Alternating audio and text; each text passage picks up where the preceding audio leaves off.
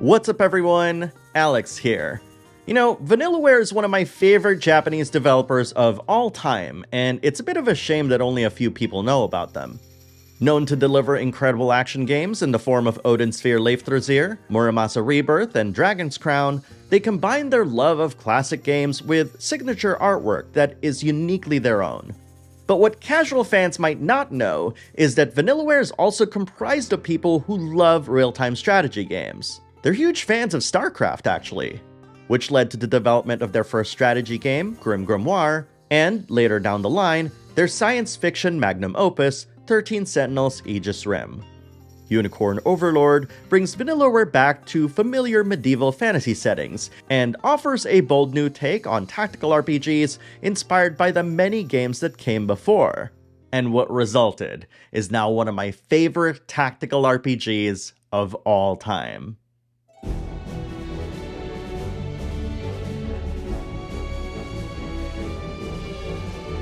Unicorn Overlord is a medieval fantasy tactical RPG with both real-time and turn-based elements, developed by Vanillaware and published by Atlus, who provided me with this game code. The footage that you're seeing was captured from its generous playable demo, as well as the full game itself, running on the PS5. There have been many who have compared Unicorn Overlord to Ogre Battle, but to be honest, outside of Tactics Ogre, which plays very differently, I've yet to actually play a single Ogre Battle game. As such, I'm going to be reviewing this from the perspective of someone who is a fan of traditional turn-based RPGs, who's hoping that Unicorn Overlord can be their first tactical RPG experience. While Unicorn Overlord prides itself as a tactical RPG, there's one particular thing that separates it from its contemporaries. This is due in part because the world map itself, where you'll do all of your usual exploration, main story advancement, side quest pickups, and buying provisions and such, is also where you'll engage in combat. This means that the world map serves dual functions, which is interesting given how battlefields and other tactical RPGs aren't seamlessly connected in this way. What usually separates tactical RPGs from Western computer games is the fact that battlefields aren't seamlessly connected together. Think of how Final Fantasy Tactics, Tactics Ogre, and Triangle Strategy take you to a separate battle screen. Then compare that to CRPGs like Baldur's Gate or Dragon Age, which all feature tactical elements, but all of its battlefields are seamlessly integrated with one another. Unicorn Overlord deviates from the traditional tactical RPG definition by making its world map the location of its battles. This also means that the battlefields in Unicorn Overlord aren't tile-based like in Fire Emblem or Triangle Strategy, nor do battles play out in a turn-based manner. Instead, Unicorn Overlord skirmishes are a blend of real-time action and automated turn-based combat, with a heavy emphasis on party composition. I'm going to elaborate on the automated part in a little bit. You'll be deploying your troops at allied locations by spending valor points that you'll earn whenever you defeat opponents and capture enemy settlements, and your goal is usually to defeat a named enemy garrisoned at a fort or town far off in the distance. When you select any unit, you'll pause the action on screen to allow you to select which actions you want to take. Otherwise, everything unfolds in real time. The best way to think of this is that the units you see on Unicorn Overlord's battlefields represent different parties composed of characters with different classes. The leader of each unit determines how that party can move across the map, what actions they can activate by spending valor points, and who appears prominently on the field to represent the group. And when two units collide on the battlefield, the view switches to a separate screen that looks like battle screens from traditional turn-based RPGs. But unlike those games, you won't be selecting which abilities to use. This takes a little bit of explanation, so bear with me for a moment. Every character in your unit has an initiative value, which determines when they'll take their turn. Battles will play out based on each character's initiative values, and activating different special abilities depending on whether or not they're attacking or defending. The number of times a character can attack is determined by how much active points or AP they have. Conversely, a character can activate either healing or defensive capabilities based on how many passive points or PP they have. The order of these activations is determined by the order they're equipped on a per-character basis. Fortunately, optimizing the activation of these abilities is quick and painless, thanks to the many ways you can apply conditions and adjust their priorities. But because you're able to assign several characters with different classes to a unit, battles can be unpredictable at times, given how varied unit compositions can be when compared to other tactical RPGs. You'll have to ensure that your unit compositions are able to take on the different unit types you'll encounter in the upcoming skirmish, with the game showing you which classes will be heavily utilized. Thankfully, you can turn on a setting that pauses the action as soon as you get into battle, which will then let you survey the battlefield's units, thus allowing you to adjust your unit compositions before you even deploy them. Otherwise, if you feel like you need to hire more characters of a specific class at a fort, for instance, you can easily abandon skirmishes by going to the world map. Speaking of classes, one of my biggest concerns whenever I start playing tactical RPGs is the sheer amount that I'll need to familiarize myself with during my playthrough, with the games requiring me to know their unique advantages and disadvantages as quickly as possible. Thankfully, Unicorn Overlord does a fantastic job of introducing you to new classes by featuring them prominently as either playable characters on your side or as part of enemy units. You can also engage in mock battles that let you pit two of your units against each other to help you test your unit's competency. This hands-on approach is something that I deeply admire in Unicorn Overlord, which makes onboarding players of all sorts a ton easier and a lot more intuitive. Apart from making sure that you're taking the right units into combat, you'll also need to be equally as effective at quelling enemy units when they're almost at your doorstep. Later battlefields will feature larger layouts, requiring you to scroll further away from your base, leaving it unattended. This requires a little bit of situational awareness that are a hallmark of real-time strategy games. And when you couple this with a time limit, you've got a game that's able to capture the suspense and thrill of real-time strategy games while still allowing you to pause the action to take a breather. Okay, I know that the mere mention of time limits strikes fear into the hearts of everybody, myself included. But in this case, the time limits are there to let you know that there are better, more refined ways to execute on your strategy, while also acting as a mercy rule to ensure that you're learning new tricks and tactics that'll let you take on tougher challenges later. While there's plenty who have mentioned Ogre Battle when referring to Unicorn Overlord, there's also a few features here that are inspired by games like Fire Emblem. Characters grouped together will build rapport points, which will unlock character conversations that give you a better insight into each character's motivations. Also, if your units are close enough whenever an enemy encroaches upon them, you'll have the choice of which unit can engage them.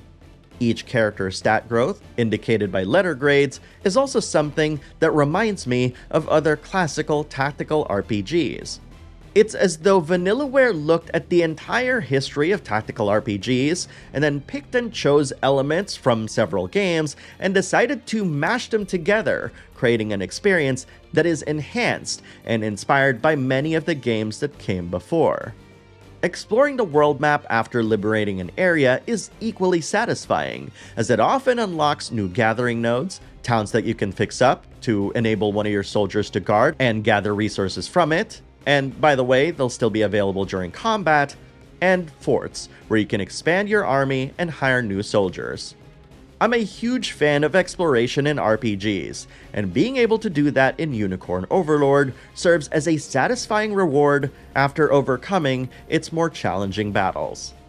But perhaps the best part of Unicorn Overlord is how it feels as if it has something new to offer at every turn, whether it's new classes, gimmicks, or strategies that the game wants you to learn. This basically means that despite detailing many of its systems here, that this merely scratches the surface of what the full game offers, which is quite astounding given that I don't often play tactical RPGs that make me excited to encounter the next skirmish. This combination of tactical combat, exploration, and its deep interconnecting systems are things that I've truly enjoyed in Unicorn Overlord, which ensures that both RPG fans and gameplay purists will find a lot to love in this game. This is probably the point in the video where my opinion may vary from yours, and it's all got to do with the story. Now, if you're new to the channel, I don't ever display gameplay footage whenever I talk about the story, nor do I mention specific story beats, so you're safe here. Earlier, I talked about rapport events that serve as a great way to infuse character development. However, these events require you to reach certain points in the world to unlock, making the process a little bit more cumbersome, given how many of you probably just want to view the cutscene and not have to find where this location is. And that's considering that every rapport event actually allows you to fast travel to the closest town or fort, but you still have to search for the rapport location with the clues given. Now, unlocking these rapport events were probably designed this way due to its relation to the main story, which allows these moments to carry a bit more gravitas. That said, Unicorn Overlord's story can be quite predictable, despite its twists and turns. And most of the choices that you'll make throughout the game merely control which characters you'll get immediately or later down the line. But here's the thing though, despite its predictability, the ways in which you enlist the named characters in your army aren't. It's always fun to see these little moments peppered throughout all of Unicorn Overlord, adding a little bit of a treat after every other battle or so. And when you consider the fact that Unicorn Overlord's gameplay has the elements of the genre's best games, the criticisms of its narrative melt away quickly. And when you combine this amazing gameplay with Vanillaware's signature presentation, the combination of these two elements results in something far greater than anyone could have anticipated. Whenever I think of Vanillaware, I think of characters drawn and rendered in a signature 2D style that's got idle animations reminiscent of older Flash games. Now, this might sound like a knock, but the artwork featured in the latter never truly compares to the amount of detail and expression that Vanillaware's artwork delivers. Vanillaware's character designs are also sometimes characterized as titillating, to a point that it can distract from the other parts of their games that they've executed well. But something happened with Vanillaware in 13 Sentinels Aegis Rim, whose characters were designed in a tamer fashion than the super exaggerated stylings of Dragon's Crown many years ago. Unicorn Overlord doesn't lean too heavily into the style of the aforementioned medieval fantasy brawler, but there are still characters that titillate. Witches gyrate their hips as they await to cast their spells, while Griffin Riders' bosoms float and animate gracefully while flying above ground. And for the ladies, they've even got some designs for you as well. But this seemingly measured restraint isn't the only thing that Vanillaware learned while developing 13 Sentinels. Edge lighting gave its characters more depth, and it's an effect that Vanillaware has brought over to Unicorn Overlord. The landscapes and backgrounds during combat and cutscenes are depicted in a painterly fashion, which is more in line with their previous titles. Practically every single facet of Unicorn Overlord has been blessed with Vanillaware's obsession with visual design, right down to its gorgeous and functional UI. And I should point out that the minimal presence of 3D elements in the game merely serves to highlight its exquisite 2D artwork. Speaking of its sound design, Unicorn Overlord mostly features voice acting when its characters are shown in 2D cutscenes and battles, leading to a consistent presentation that allows me to speed read through its dialogue while on the world map. In terms of its script, I vastly prefer the style of writing featured here as opposed to more flowery exposition and text, allowing us to just jump back into the fray with minimal fuss. The soundtrack, composed by Hitoshi Sakimoto and Bass Escape, represents the decades-long history he has crafting songs for Vanillaware's games, paying homage while, at the same time, borrowing elements from Unicorn Overlord's inspirations, creating a powerful track list with some memorable and evocative themes. This is all to say that once again, Vanillaware shows that they are masters of presentation by doubling down on the strength of their visual and sound design, enhancing an already engaging experience, elevating it to levels that other games can only hope to reach.